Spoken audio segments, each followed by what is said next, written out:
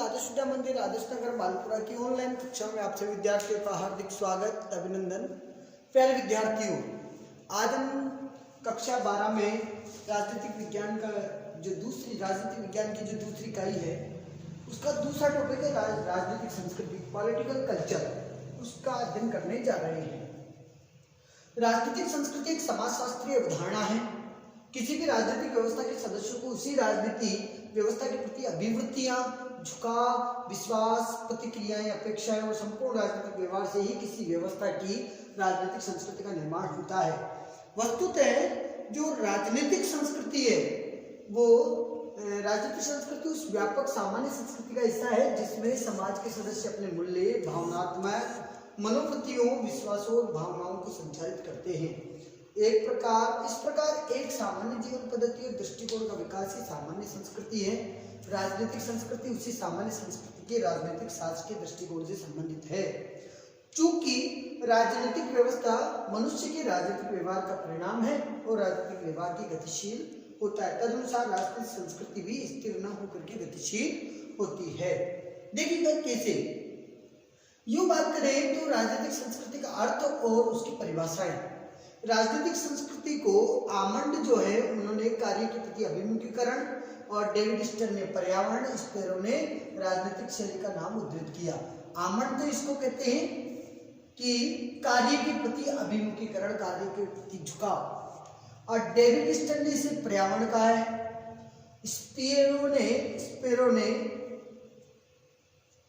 राजनीतिक शैली के नाम से इसको प्रदर्शित किया। राजनीतिक संस्कृति को विकासशील देशों के संदर्भ में सर्वप्रथम अवधारणा के रूप में प्रतिपादित करने वाले यदि कोई व्यक्ति हैं तो वो हैं आमंड और पावेल। ध्यान रखिएगा कि राजनीतिक संस्कृति को विकासशील देशों के संदर्भ में सर्वप्रथम अवधारणा किसने दी है? आमंड और पावेल ने दी है। कि उन्होंने कहा है कि उनके अनुसार राजनीतिक संस्कृति ही किसी भी राजनीतिक व्यवस्था के सदस्यों की राजनीति के प्रति व्यक्तिगत अभिवृत्तियों और उन्मुखताओं की शैली है। किसके अकॉर्डिंग है? आमंड और पावेल के अकॉर्डिंग। एलन बॉल ने अपनी पुस्तक आधुनिक राजनीति और सरकार में उसे परिभाषित करते हुए कहा कि राजनीति संस्कृति का निर्माण समाज की उन अभिवृत्तियों, विश्वासों और मूल्यों के समूह से होता है जिनका राजनीतिक व्यवस्था और राजनीतिक विषयों से संबंध है।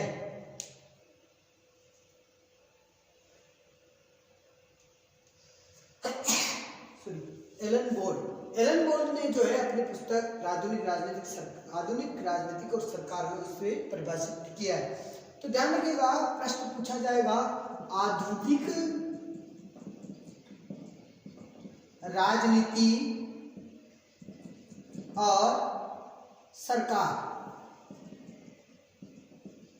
किसके द्वारा लिखी गई पुस्तक है?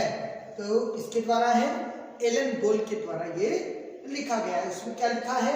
उसमें लिखा है कि राजनीति संस्कृति का निर्माण समाज की उन अभिवृत्तियों, विश्वासों और मूल्यों के समूह से होता है जिनका संबंध राजनीतिक व्यवस्था और राजनीतिक से संबंधित जो विषय हैं उनसे हो। लुसियन पाई के अनुसार राजनीतिक संस्कृति का संबंध अभिवृत्तियों, विश्वासों और भावनाओं के समूह से है जो राजनीतिक प्रक्रिया को व्यापकता तथा सार्थकता प्रदान करते हैं और ऐसे अंतर्निहित विचार और नियम प्रदान करते हैं जो राजनीतिक व्यवस्था के व्यवहार को नियंत्रित करते हैं। सिडनी वर्मा ने भी ऐसी परिभाषा दी और कहा कि राजनीति जो होती है राजनीतिक संस्कृति के आनुभाविक विश्वासों और अभिव्यक्तात्मकता प्रतीकों, मूल्यों की व्यवस्था निहित है जो उस परिस्थिति अथवा दशा को परिभाषित करती है जिसमें राजनीतिक क्रिया संपन्न होती है। इस प्रकार यह स्पष्ट है कि राजनीतिक संस्कृति राजनीतिक व्यवस्थाओं के प्रति सदस्यों की मनोवृत्ति, अभिव्यक्ति है, प्रतिक्रिया है और अपेक्षा है। आगे हम पढ़ते हैं राजनीतिक संस्कृति की परिभाषाओं में को हमने पढ़ा। उसके बाद राजनीतिक संस्कृति के घटक, कौन कौन से घटक हैं? कि राजनीतिक संस्कृति अभिमुखीकरण और राजनीतिक विषय नामक दो घटक हैं। अभिमुखीकरण का मतलब होता है उसके प्रति झुकाव, उसकी प्रवृत्ति। तो राजनीतिक संस्कृति के दो कारण बताए हैं, पहला है अभिमुखीकरण और दूसरा है राजनीतिक विषय। अभिमुखीकरण में क्या होता है कि अभिमुखीकरण का शाब्दिक अर्थ होता है प्रवृत्ति या झुकाव। आमंड और पावेल ने अभिमुखीकरण के 3 घटक बताए हैं। कौन कौन से घटक हैं? एक तो होता है ज्ञान के प्रति झुकाव या ज्ञान की प्रवृत्ति, ज्ञानात्मक अभिमुखीकरण। ज्ञानात्मक अभिमुखीकरण में क्या होता है कि राजनीतिक जो विषय होता है उसका ज्ञान होता है और उनके अस्तित्व के प्रति उसमें जागरूकता होती है। दूसरा आता है भावात्मक अभिमुखीकरण। भावात्मक अभिमुखीकरण का मतलब होता है इन विषयों के प्रति व्यक्तियों के मन में पैदा होने वाला भावावेग और उसकी अनुभूतियां।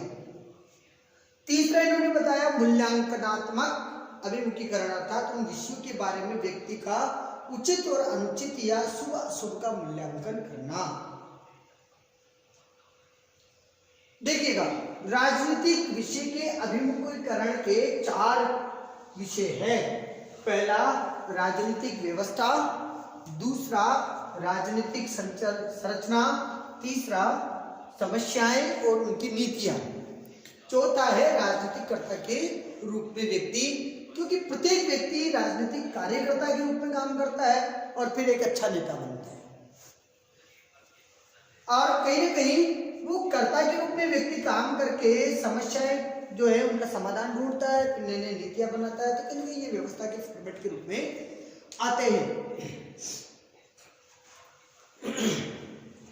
आगे देखिए, राजनीतिक संस्कृति के निर्धारक तत्व। इतिहास किसी व्यवस्था पर भी राजनीतिक संस्कृति का निर्माण और विकास उस देश की ऐतिहासिक परंपराओं और प्रचलित मूल्यांकनात्मक प्रणालियों के द्वारा ही होता है। भारत की राजनीतिक संस्कृति संवैधानिक, शांतिवादी, लोकतांत्रिक होगी। वही अर्धविकसित देशों में राजनीतिक संस्कृति हिंसक, अलोकतांत्रिक हो सकती है। इस तरह इंग्लैंड में राजनीतिक संस्कृति वहां की राजनीतिक निरंतरता का परिणाम है, जबकि फ्रांस की राजनीतिक संस्कृति फ्रांस की क्रांति का परिणाम है। अगला देखते हैं, जिनमें आता है धार्मिक विश्वास। वर्तमान में धर्म राजनीतिक संस्कृति के निर्माण में न केवल महत्वपूर्ण भूमिका निभाता है, बल्कि कई बार समाज की जो राजनीतिक व्यवस्थाएं हैं, जो समाज में राजनीतिक व्यवस्थाएं जो बनाई गई है या जो संस्थाएं हैं जो धर्म के प्रति समर्पित हैं, वो किस प्रकार कार्य करेगी या कैसे वो उसको काम करना है, इसका भी वो निर्धारण करता है। आगे आता है भौगोलिक परिस्थितियां। देश की भौगोलिक स्थितियां, वहां के उपलब्ध संसाधनों, जनसंख्या की प्रकृति कैसी है। मुस्लिम कम्युनिटी ज्यादा होगी तो उस देश की भौगोलिक परिस्थितियां जो है, उस देश की संस्कृति जो है वहां की उस पर डिपेंड करेगी। जैसे दुबई जो है, आप अरब जो कंट्रीज हैं, उन कंट्रीज में यदि आप देखेंगे तो वहाँ की राजनीतिक संस्कृति उन्हीं के धर्म के रूल रेगुलेशन को फॉलो करती है। और यदि बात करें राजनीतिक संस्कृति के निर्माण की, तो उसमें देश की भौगोलिक समस्याएं जो है उसका वास्तविक जो रूप है सामने आता है। भारत जैसे विशाल देश में, भारत जैसे विशाल भौगोलिक देशों में भी कहीं न कहीं प्रवेश वाले देश की राजनीतिक संस्कृति निश्चित रूप से एक छोटे से यूरोपीय अथवा अफ्रीकी देशों से भिन्न होगी। आगे बढ़ते सामाजिक आर्थिक परिवेश। और सामाजिक आर्थिक परिवेश की बात करें तो देश का सामाजिक और आर्थिक, धार्मिक, जातिगत विभिन्नता, जिसमें आता है औद्योगिकीकरण। औद्योगिकीकरण जो है उस रूढ़िवादिता इत्यादि से भी भारतीय राजनीतिक संस्कृति जो है प्रकृति निर्धारित होती है। धार्मिक विश्वास का प्रभाव जो होता है वो कहीं न कहीं मध्य पूर्व के जो देश है उनकी राजनीतिक संस्कृति पर स्पष्ट दृष्टिगोचर होता है।